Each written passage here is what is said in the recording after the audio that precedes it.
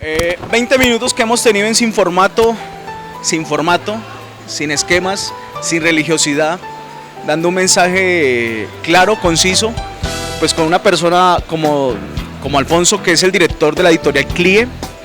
Aquí van a aparecer ahora los créditos de lo que él ha hecho un poco en cuanto a los libros, lo que ha editado. Y tras el corte comercial le preguntaba sobre estas personas que hoy en día predican más de ellas que del mismo Jesús. ¿Qué decirles a ellas? Además de decirles, hey, prediquemos a un Cristo resucitado, un Cristo crucificado. Sí, ha sido un problema y un escándalo. Varios teólogos, sobre todo escoceses, recuerdo James Stewart, que fue un gran predicador, decían, no puedes tú hacer creer que Cristo es grande si tú te presentas ya tan grande. Y bueno, esos son desviaciones que ¿qué podemos decir? Creo que se caen por su propio peso, quiere decir que se desacreditan a sí mismos. Quien hace eso, sinceramente, no ha descubierto al Jesús que nosotros creemos que es el real, el Jesús de la Escritura. ¿Qué anécdotas has tenido en este tipo de seminarios, eventos, foros, conversatorios? Imagino que teólogos también desde sus posturas plantean, ¿cómo se puede decir? Proposiciones y posturas doctrinales. ¿Cómo las sorteas? ¿Qué anécdota te ha pasado? ¿Cómo bautistas, cruzadistas, amistad cristiana, pentecostales? Bueno, en fin, coméntanos algo. Bueno, las anécdotas realmente hay varias y no sé si vale la pena contarlas. Me gustaría más bien contar una experiencia o una anécdota. A veces la gente se cree que la teología o el que estudia filosofía o historia u otros temas es una persona así por encima de los demás, frío, distante e intelectual exactamente. Y esto es un error muy grave de disociar la vida intelectual, que yo creo en ella, y en la vida de erudición, de análisis, de estudio, de la vida espiritual personal de cada uno. Cuanto más se adentra uno en la vida que yo me gusta llamarle mística, en la vida espiritual de comunión con Dios, más sencillo se vuelve. Y si sabe algo, siempre, como Lutero dirá, poco antes de morir, solo sé que sigo siendo un alumno en la escuela de Dios. Y cuanto más sabes, pues más te das cuenta de lo que te falta por saber. Y entonces hay gente que utiliza sus conocimientos, o si ha ido a seminarios, sus titulaciones, como para estar encima o ponerse por encima del resto de la congregación, que los pobrecitos solo saben el ABC. Eso, vamos, Jesucristo estaba totalmente en contra. De hecho, él no tenía ningún grado académico, pero nos enseñó que entre nosotros todos éramos hermanos y solo hay un maestro, que es él, que no llamemos a nadie maestro, aunque llamamos maestro y doctor y todas esas cosas. Pero esto, y mi anécdota más valiosa es que he conocido grandes teólogos y les puedo decir a toda la gente que eran la gente más humilde, más sencilla, más cercana que te puedes imaginar. Es los pseudoteólogos los que se dan aires de grandeza, ¿no? Pero la persona que verdaderamente conoce y entiende lo que es la teología, que es ciencia de Dios, que no es ciencia nuestra, sino ciencia que, como hemos dicho antes, no tenemos la verdad absoluta. Nos damos cuenta que como la ciencia de Dios es tan grande, como Moisés, nos descalzamos porque estamos pisando terreno santo y no podemos pecar de prepotencia, o no deberíamos. Yo creo que el conocimiento nos lleva a la humildad, todo lo contrario de lo que le entiende la gente, que basta decir, a veces alardean de su conocimiento del hebreo, del griego, el que sabe de arqueología. No hay que alardear. Si viene a cuento, se utiliza ese conocimiento, pero solo si viene a cuento, o sea, si es necesario, no para decir, para manifestar lo que uno sabe, ¿no? Y eso es lo que más me duele, que no entendamos que la espiritualidad y erudición van de la mano, y que no pueden divorciarse. Y si una persona se muestra o seco o así un poco creído, altivo, yo creo que no ha entendido para nada lo que es teología, ni siquiera el conocimiento. Había un filósofo que no era cristiano, pero a mí me ha enseñado mucho. Se llamaba don José Ortega y Gasset, un español, y él decía que hay que pensar con los pies. Y diría uno, pero ¿cómo es eso posible? Y decir, andando en la vida, estando con la gente, tocando el suelo, que se manchen de polvo. E incluso llegaba en otra ocasión a decir una expresión tremenda que nos ayuda mucho a comprender, yo creo, cristiano: las raíces de la cabeza están en el corazón. Y esto es una verdad posmoderna. Antes hablaba de la razón instrumental, la razón absoluta. Hoy sabemos que la razón también es emocional, la inteligencia es sentiente.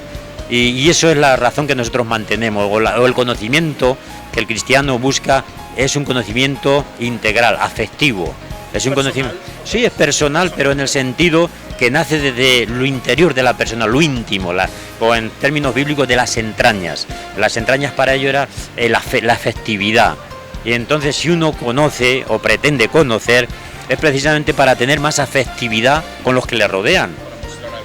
Van a mostrar y para poder, y si lo que aprende o trata de aprender es con vistas a ayudar a aquellos que estén perplejos por ciertos temas, para tener respuestas responsables, no tenerlas ya prefabricadas. Hermano, ora y Dios te bendiga, o de día ayuna y tal, y ya entender. No, para decir, no, yo como persona responsable que estudia la Escritura y cree que la conoce, quiero dar una respuesta seria y honesta. Y si no sé la respuesta, hermano, lo siento, no lo sé, espérese, porque alguien decía, hay momentos que hay que enseñar a la gente a poner entre paréntesis sus perplejidades, no siempre hay respuestas. O otro decía que hay que congelar los problemas y meterlos en el frigorífico, se dice aquí, y en la nevera, y no abandonarlo. Y cuando encontremos la respuesta, entonces se saca y se descongela y veremos que quizá tiene una solución más correcta que aparentar ser muy santos. No, el Señor te lo indicará. Bueno, el Señor me lo indicará al mismo tiempo que yo voy buscando su voluntad, leyendo su palabra y atendiendo también a hombres de más experiencia. Claro, clarísimo. Para algunos dar fruto es ganar almas. Para otros dar fruto es aumentar sus bienes. Jesús dijo, todo el que en mí quiere dar fruto, primero permanezca en mis palabras. Para Alfonso Ropero, ¿cómo interpreta este versículo? Bueno, concretamente los frutos, pues es la paciencia, es la misericordia, exactamente. Los frutos prácticos, él nos dijo que hasta dar un vaso de agua es un fruto que tendrá reconocimiento a la hora de cuando se nos juzgue por lo que hemos hecho. El visitar a un preso, todo eso. Naturalmente, el fruto nuestro no es nunca los conversos, es fruto de Dios. Nosotros plantamos, podemos regar, insistir a ese amigo, lee y mira, pero él crecerá o no crecerá porque Dios lo haga placer. Entonces eso no puede ser fruto. El fruto de la riqueza, ciertamente Jesús dice que no hay que buscar, y si lo tuviésemos, ni yo lo hago, pero él lo decía, que en muchas ocasiones quizá habría que vender nuestra riqueza y entregarnos a él más plenamente, y en todo caso buscar la riqueza de lo alto, pues dice que la riqueza de aquí de la tierra no la pueden robar, pero la riqueza que está en el cielo. Era un hombre libre, o sea, Jesucristo era un hombre libre respecto a los condicionamientos materiales, y eso es lo que debemos aprender.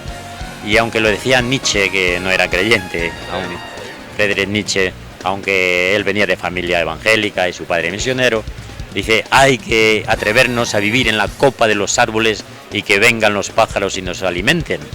Y eso es el Dios de Elías el que lo hace. Hay que atrevernos también a seguir a Dios, aunque nos quedemos solos, y Dios enviará a sus cuervos para que nos alimenten. O sea, que los condicionamientos materiales no deben de oprimirnos ni condicionarnos. Es nuestra decisión de seguimiento, es nuestro coraje de ser, eso decía Paul Tillich en un libro, porque Dios, que es una cosa muy hermosa, es el que nos impele a ser. Muchas veces, incluso como creyente, te entra desánimo ante las cosas que ocurren en la vida, y como en la Biblia misma hay gente que dice, maldito el día que nací, o te se van las ganas de vivir por decepciones. ¿Y qué es lo que hace que la vida tenga sentido? Dios es dentro de nosotros el que nos impele, el que nos fuerza a ser, el que nos da coraje para seguir frente a la hipocresía, a la mentira, al engaño. Y bueno, pues todo eso yo creo que necesitamos tenerlo en cuenta para ver que no hay otro camino de seguir a Jesucristo, de dar esos frutos, y que de ese modo nos damos cuenta que siempre estamos en sus manos, y que tan pronto nos alejamos de él, nuestra vitalidad yo creo que se hunde, porque es muy fácil, si uno es sensible, desanimarte. Una vez un pastor me comentó que él estaba más tentado a perder la fe no cuando leía libros de ateos, sino cuando miraba el comportamiento de sus compañeros. y eso indica un reto importante de en qué estamos fallando quizá.